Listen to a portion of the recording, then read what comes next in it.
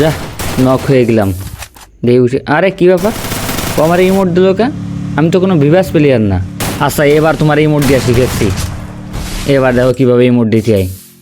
তুমি তো আমার উঠতে দাও নাই, তোমার উঠতে দেওয়ার সুযোগ দিয়ে ইমোট দিচ্ছি। মানে ভাই তোমরা ইমোট দিবা ভিভাস প্লেয়ারদেরকে, যাতে ওরা রিভেঞ্জ নিতে না পারে, কিন্তু আমগো সামনে ইমোট দিলে রিভেঞ্জ হবে হাড়ে হাড়ে। আসসালামু আলাইকুম ভাই ব্রাদার। এতক্ষণে তো বুঝেই গেছেন যে এটা কোনো কাস্টমের ভিডিও না, বরং একটা র্যাঙ্কের ভিডিও। তবে কাস্টমের থেকে কোনো অংশ কম না। একটা প্লেয়ার আমাকে পিকে নক করে রেখে ইমোট দিছে, মানে ইমোট দিলেই মাথাটা গরম হয়ে গেছে। আমারই ইমোট দিছে, এটা কোনো কথা ভাই? আর ইমোট দিয়ে বেরোয় যাবে, এটাও কোনো দিন সম্ভব? আচ্ছা সবাই একটু পুরো ভিডিওটা দেখে তারপরে কমেন্ট করেন যে রিভেঞ্জ নেওয়াটা কেমন হয়েছে। এখানে পিকেই নাইমে কিন্তু টিমমেট রিভাইভ সহ একে একে কিল করেই চলেছি, কিন্তু আসল ঘটনাটা ঘটছে পিকের ভিতরে। আমি যখন একে একে প্লেয়ার নক করে আমার টিমমেটদেরকে রিভাইভ দেওয়ার জন্য পিকের ভিতরে গেছি, অন্য প্লেয়াররা এসে আমার নক করে ইমোট দিছে। আর তোমরা তো জানোই তোমাদের ভাইকে ইমোট দিয়ে পার পেয়ে যাবে, এরকম প্লেয়ার বাংলাদেশ সার্ভারে খুব কমই আছে। যাই হোক, সবার কাছে অনুরোধ, পুরো ভিডিওটা দেখে কমেন্ট বক্সে জানায়ও রিভেঞ্জ নেওয়াটা কেমন হয়েছে। এখানে আমি 4টা কিল অলরেডি ডান করে ফেলেছি, এবং কিল শেষে দেখি আমার 2টা টিমমেট নক। রিভাইভ দেওয়ার পরের তো হয়েছে খেলা শুরু। সবাই এই পিকেই নামো, পিকে এখনও প্লেয়ার রয়েছে। ভাই আমার উপর রাশ করে দিয়েছে দুইজনে। আরে ড্যামেজ আছে দুটোটার, কিন্তু যে সবাই একটু দিয়ে উঠতে পারে। কী রে ভাই, এই মুড দেয় কে বুঝলাম না।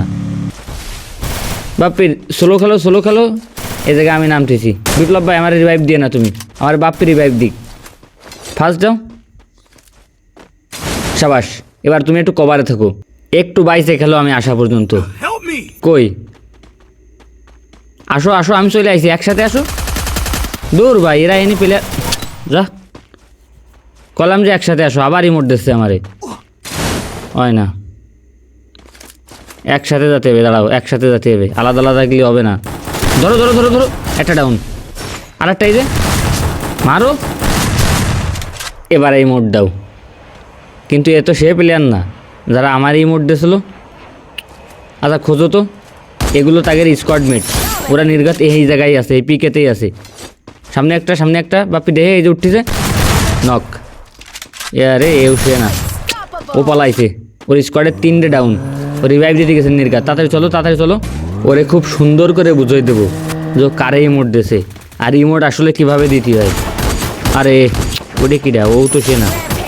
তবে এই জায়গা আছে বা পেয়ে একটা এনিমি, সাবাস। একটু এভাবে একটু সুন্দর করে ব্যাকআপ দিও।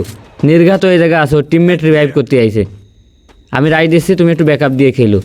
ইমোট যে কোন জায়গা দিতে হয় আর কীভাবে দিতে হয় সেটা আজকে ওরে হাড়ে বুঝিয়ে দেবো। এই যে পাইছি ওরে, বাপ্পি একটু ব্যাকআপ দিও। নক। ওর তো আমার উঠার সুযোগ দিনি, কিন্তু আমি ওরে উঠার সুযোগ দেবো। ওঠ, ঠিক আছে ওঠ। এবার ওরে বুঝাবো ইমোট কিভাবে দিতে হয়, কত প্রকার কি দেখ। ঠিক আছে, সব জায়গায় ইমোট দিতে যাবা না। ইমোট দিবা সেই সব প্লেয়ারদেরকে যারা রিভেঞ্জ নিতে পারবে না। আমরা র্যাঙ্ক ম্যাচ খেলি জাস্ট একটু মজার জন্য, কিন্তু ইমোট দিলে বিষয়টা সত্যিই সিরিয়াসলি নিই। আমি জানি যারা আমার ভিডিও দেখে তারা অনেক পুরো, সবাই কম বেশি কমেন্ট বক্সে 1 vs 4 করতে পারে। তবে বিষয়টা হচ্ছে কমেন্ট বক্সে 1 vs 4 করা আর র্যাঙ্ক ম্যাচে আমাদের সামনে পড়া 2টা ভিন্ন বিষয়। কোনো দিন সামনে পড়ো 1 vs 4 কাকে বলে আমরা বুঝিয়ে দিব। যাই হোক, আমাদের গিল্ডে কিছু ভালো প্লেয়ার লাগবে। কেউ যদি আমাদের গিল্ডে আসতে চান অবশ্যই ভিডিওর কমেন্ট বক্সে অথবা আমার পেজের ইনবক্সে যোগাযোগ করেন। আর এই গেম প্লেটা কার কাছে কেমন লাগছে বা রিভেঞ্জ নেওয়াটা কার কাছে কেমন লাগছে অবশ্যই কমেন্ট বক্সে জানাইন। রিভাইভ দাও, প্লেয়ার আছে পিছন দিয়ে, কিন্তু প্লেয়ার আসবে। আসো পিছনে। এই যে একটা বাপি মারো, সাবাস। আর 2টা প্লেয়ার ড্যামেজ, 1 শট লাগবে আর ডাউন। ম্যাচটা বুইয়া করো। ওকে ভাই ব্রাদার, সবার কাছে অনুরোধ, সবাই ভিডিওটা একটু বেশি করে কপি লিঙ্ক শেয়ার করে দিন। আর অবশ্যই যদি গিল্ডে আসতে চান পেজের ইনবক্সে অথবা ভিডিওর কমেন্ট বক্সে জানাইন।